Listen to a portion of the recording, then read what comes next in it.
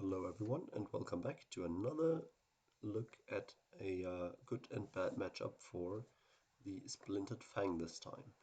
So we're back with the third edition of our Warcry good and bad matchups. So let's have a look at the Splintered Fang. Overall it looks quite similar to Corvus Cabal.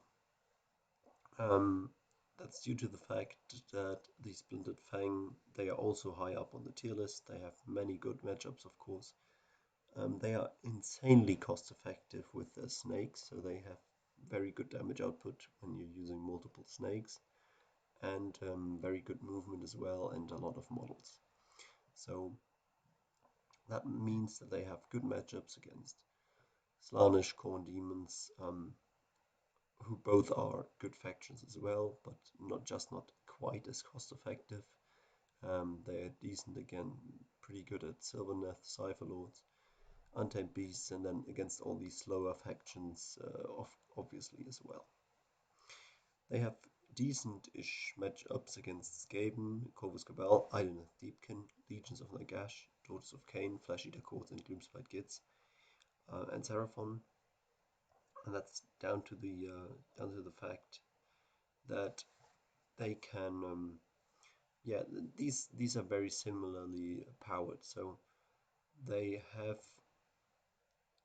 they can they as I said, they have good damage output, good mobility, which is something that you've heard me say for a lot of these high tier factions. What's good about these guys is they can ignore higher toughness, so they don't have a bad matchup um, against things like Idoneth Deepkin. I said Corvus Cabal had a bad matchup against Idoneth Deepkin because they are relying on crits. Well, um, ignoring toughness completely means that you're not as reliant on crits. So I think that they have a bit of a better matchup against Iron Thiefkin. Um, they are fast enough to keep up with Skaven and Corvus, and they are kind of similar in damage output as well.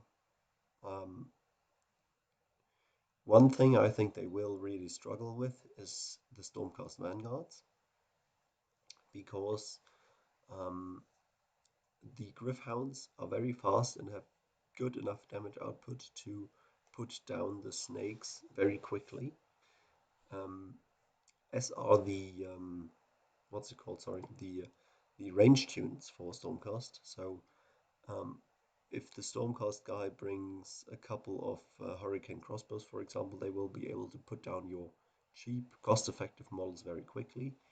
And the issue with these guys is that their stronger models are not super fast. So other than for Corvus Cabal, for example, where you can quickly get in there with a couple of models and stop the crossbows from shooting, you will be limited in movement. So it's not as easy to tie down the punchy shooting units, and therefore you will struggle more fighting off the Stormcast Vanguard, in my experience. Anyways, guys, that's the end of this one. I hope you enjoyed, and I hope to see you guys in the next one. Bye.